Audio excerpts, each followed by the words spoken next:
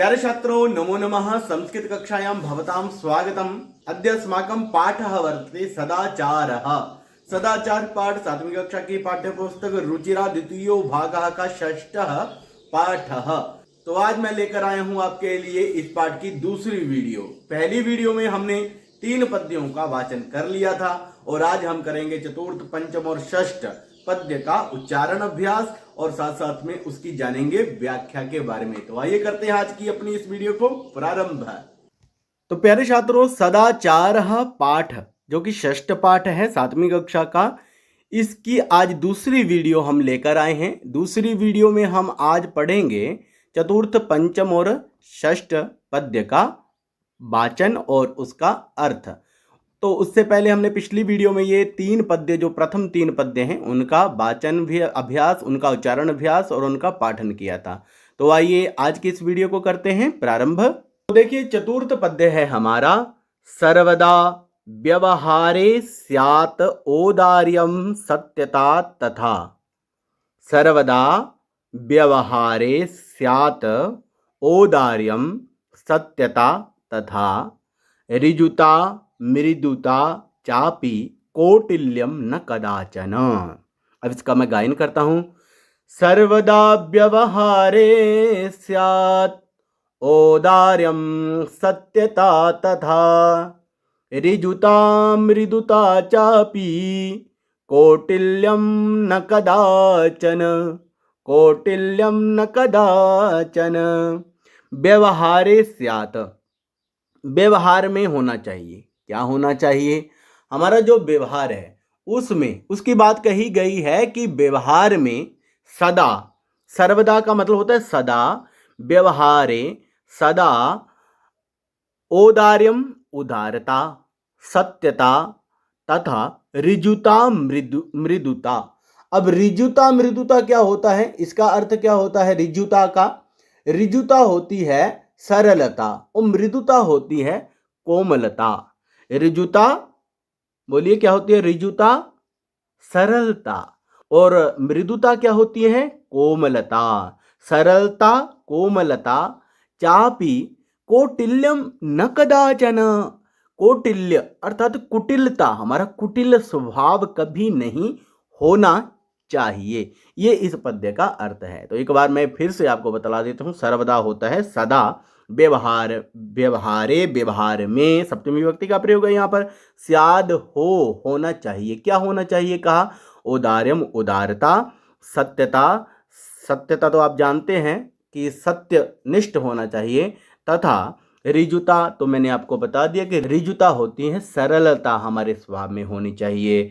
बहुत ज़्यादा ऐसे अपना दिखावापन नहीं होना चाहिए। मृदुता होती है, किसे कहेंगे मृदुता? कोमलता को। उसके बाद च अपि और अपि भी, ऋजुता मृदुता चापि और भी ऋजुता मृदुता होनी चाहिए। और कौटिल्यम न कदाचन, कुटिलता कभी नहीं होनी चाहिए। तो ये आपको चतुर्थ पद्य तो समझ आ गया अच्छे से। अब आगे देखिए। श्रेष्ठम जनम गुरुम चापि मातरम पितरम तथा मनसा कर्मणा वाचा सेवेत सततं सदा। सेवेत सततं सदा। श्रेष्ठं जनं गुरुं चापि मातरं पितरं तथा मनसा कर्मणा वाचा सेवेत सततं सदा। सदा सेवेत, सततं सदा सेवेत, सेवा करनी चाहिए। किन किन की सेवा करनी चाहिए हमें? सदा। श्रेष्ठम जनम, जो श्रेष्ठ लोग होते हैं, हमसे जो भी श्रेष्ठ होगा, और श्रेष्ठ में कैसे होगा? किसी भी प्रकार से, चाहे वो आप अध्ययन में आपसे श्रेष्ठ है, चाहे धन में श्रेष्ठ है, या किसी प्रकार से भी यदि कोई व्यक्ति श्रेष्ठ है, विद्यावान है, तो ऐसा व्यक्ति श्रेष्ठम जन्म, उस प्रकार के व्यक्तियों का, गुरुम, जो आपके गुरु होते हैं, आपके टीचर्स होते हैं, शिक्षक होते हैं, उनका, च अपि मातरम, माता, पितरम तथा माता और पिता की, मनसा कर्मणा वाचा, मानसिक रूप से भी, हमेशा अपने मन में भी अपने गुरुओं के प्रति, अपने माता पिता के प्रति, अपने मन में कर्मणा और कर्म से भी हाथ से भी जब आपको अपने अध्यापक लोग मिलते हैं, माता पिता मिलते हैं, तो आपको किस प्रकार से विनम्र भाव से उनकी सेवा करनी चाहिए। वाचा होती है वाणी से, और बोलना भी बड़ा मधुरता से चाहिए उनके साथ। सेवेत सततम सदा, इस प्रकार से उनकी सेवा करनी चाहिए। तो इसका अर्थ आप समझ गए हैं। अर्थ क्या है? सदा ही सज्जन, गुरु, माता तथा पिता की मन, कर्म और वाणी से सेवा करनी चाहिए। ये अर्थ आपने जान लिया। अब आगे देखते हैं, छठा पद्य क्या है। मित्रेण कलहम कृत्वा न कदापि सुखी जनः इति ज्ञात्वा प्रयासेन तदेव परिवर्जयेत। अब ये देखिए, ये भी आपके लिए बहुत महत्वपूर्ण श्लोक है। क्या है इस पद्य में?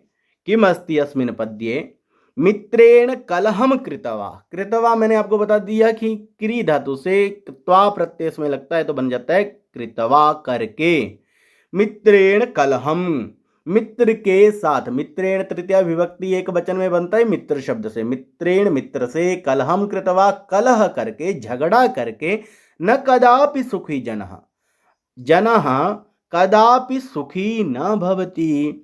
जनः नाम मनुष्यः, कदापि कभी भी नहीं, कभी कदापि न, कभी भी नहीं, सुखी भवति, कभी भी सुखी नहीं होता है।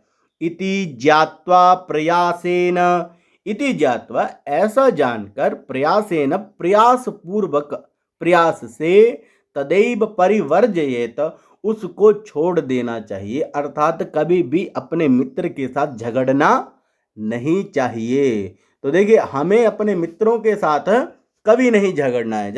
कई बार विद्यार्थी लोग आपस में झगड़ते रहते हैं अपने मित्रों के साथ, और कभी बात ही नहीं करते हैं एक दूसरे के साथ। तो ऐसा नहीं करना चाहिए, क्योंकि मित्र कभी ना कभी हमारी जिंदगी में हमें काम आ जाते हैं। तो इसलिए अब से जिन भी मित्रों के साथ आपका झगड़ा हो गया होगा, उन सबको आप मना ले। तो आज का चतुर्थ, पंचम और षष्ठ अभ्यास पूर्ण हो गए हैं। और अब इसके बाद में हम देखेंगे शब्दार्थाः। जो इस पाठ में शब्दार्थ आए हैं, रिपुः नाम शत्रु, एनिमी इंग्लिश में बोलते हैं। उद्यमः परिश्रमः हार्ड वर्क। शरीरस्थः शरीर में स्थित, एक्सिस्टिंग इन द बॉडी। अवसीदति होता है दुखी होता है, वहां पर हमारा प्रयोग था नावसीदति, तो यहाँ अवसीदति अलग से है। अवसीदति दुखी होता है, बिकम सोरो। श्वः नाम आने वाला, कल, टुमारो।